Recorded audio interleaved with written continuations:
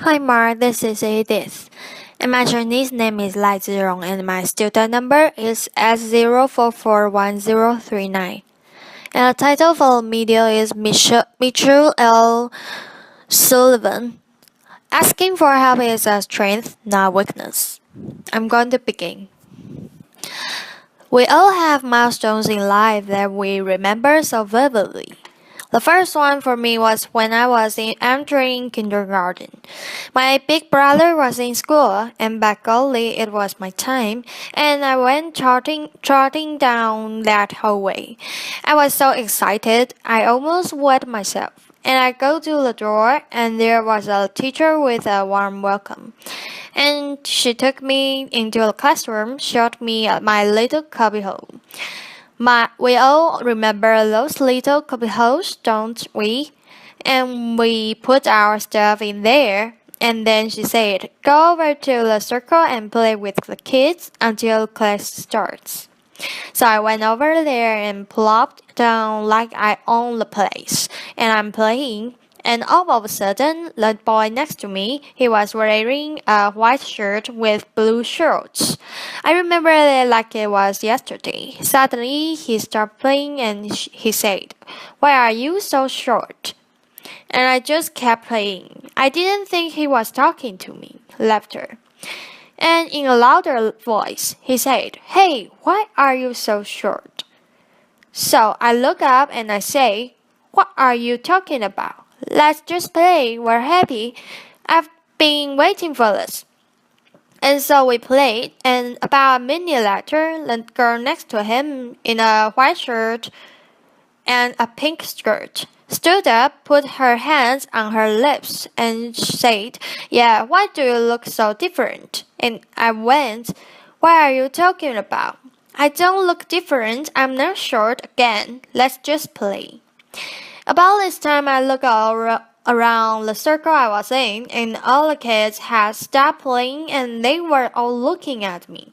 And I'm thinking, in today's language, it would be OMG or WTF. Laughter. What just happened? So all the confidence that I went in with that morning was withering away as the morning went on and the questions kept coming. And at the end of the morning before I went home, the teacher had us in a circle and I actually found myself outside the circle. I couldn't look at anybody. I could not understand what just happened.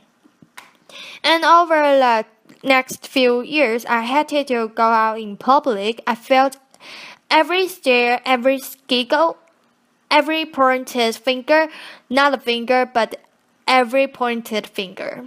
And I hated it. I would hide behind my parents' leg like nobody could see me, and as a child you can't understand another child's curiosity, nor an adult's ignorance. It became very apparent to me that the real world was not built for someone of my size, both literally or figuratively.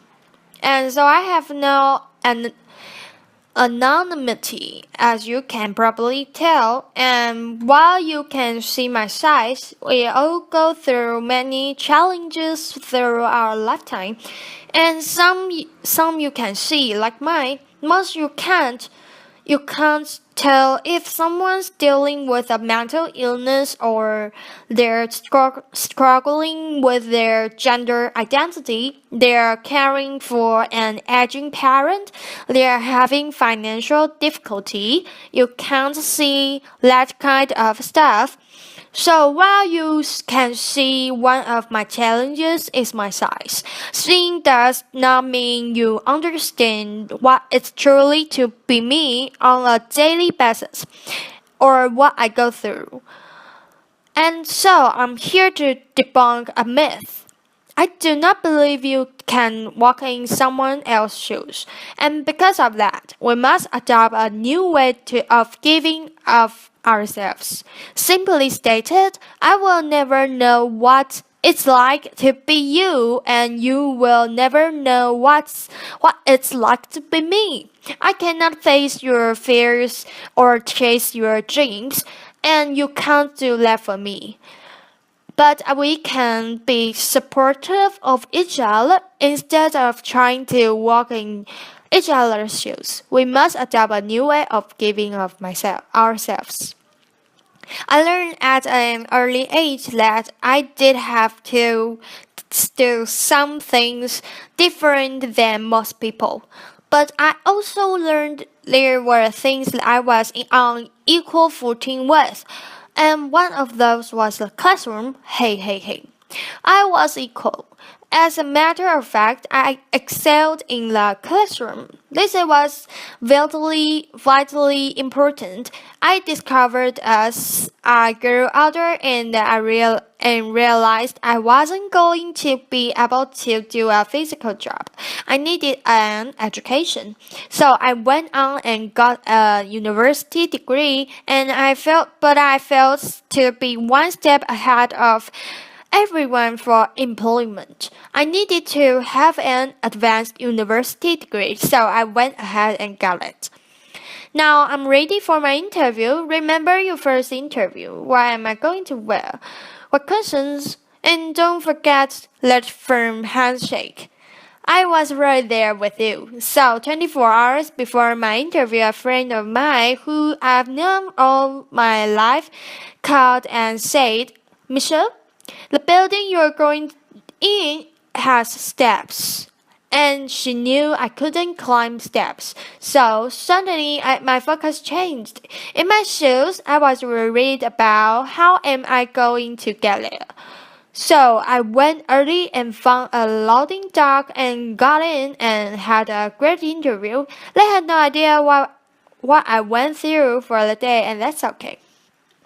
You're probably thinking my greatest challenge that day was the interview and getting in the building. In reality, my biggest challenge that day was getting through the loading dock without getting run over. I am very vulnerable in certain situations: airports, hallways, parking lots, loading docks. And so I have to be very careful. I have to anticipate and be flexible and move as quickly as I can sometimes. So I got a job, and in my current role, I travel quite a bit. And travel is a challenge for all of us these days. And so you probably get to the airport, run through security, get to the gate. Did you get my aisle seat or my window seat? Did I get my upgrade? Me, first of all, I don't run through anything. Laughter. And I especially don't run through the TSA because I get to experience the personal pat-down. I won't comment on that. And then I make my way to the gate, and with my gift of gab that my parents said I was born with, I talk to the gate agent, and then I say, by the way, my scooter weighs this much. I have a giant cell battery, and I can drive it down to the door of the plane. Also, the day before, I had called the city where I'm traveling to find out where I could rent a scooter in case mine gets broken on the way. So in my shoes, it's a little bit different. When I get onto the plane, I use my gift of gab to ask the lady to put my leg up, and they graciously do. I try not to eat or drink on a plane because I don't want to have a get up and walk on a plane. But natural has its own schedule, and not long ago, a knock had answered, so I walked up to the front of the plane and gabbled with the flight attendant and said, "Can you watch the door? I can't reach the lock." So I'm in there doing my business, and the door flies open. And there's a gentleman there with a look of horror on his face. I'm sure I had the same look. As I came out, I noticed that he was sitting right across from me, and he is in total complete embarrassment. So I walked to him and quietly go, are you going to remember this as much as I am? Laughter. And he goes, I think so. Laughter. Now, well, he's probably not talking about it publicly. I am. Laughter, but we talked for the rest of the flight and we got to know each other, our families, sports, work, and when we landed, he said, Michelle, I noticed someone put your bag up. Can I get that for you? And I said, of course, thank you.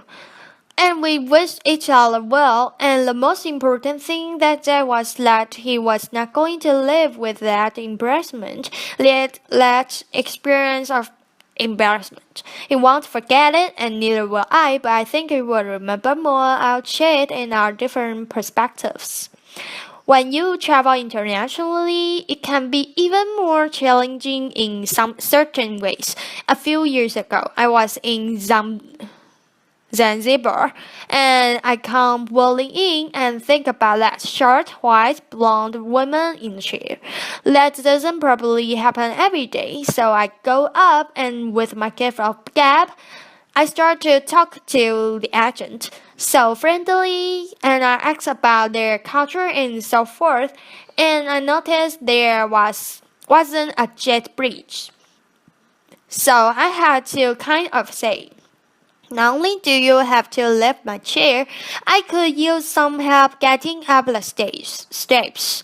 So we got to spend about an hour together while we waited for the flight, and it was the most magnificent hour.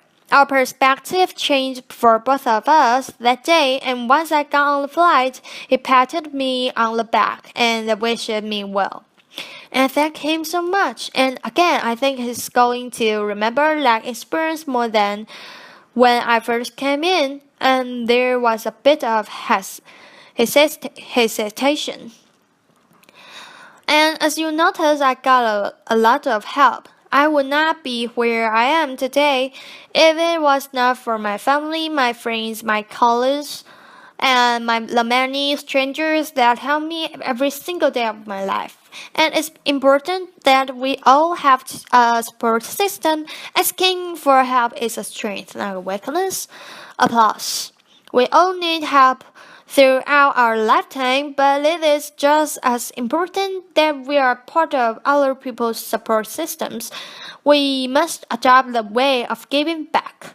We all obviously have a role to play in our own successes. But think about the role we have to play in other people's successes, just like people do for me every single day. It's vitally important that we help each other because society is increasingly placing people in silos based on biases and ideologies. And we must look past the surface and be confronted with the truth that none of us are what you can see. That's more to us than that, and we're all dealing with things that you cannot see. So living a life free of judgment allows all of us to share those experiences together and have a totally different perspective. Just like the couple of people I mentioned earlier in my stories. So remember, the only shoes you truly can walk in are your own. I cannot walk in yours. I know you can't walk in my size once. Laughter. But you can try. But we can do something better than that with compassion, courage, and understanding. We can walk side by side and support one another. And think about how society can change if we all do that instead of judging on only what you can see. Thank you. Applause. Thank you. Thank you for listening, Mark.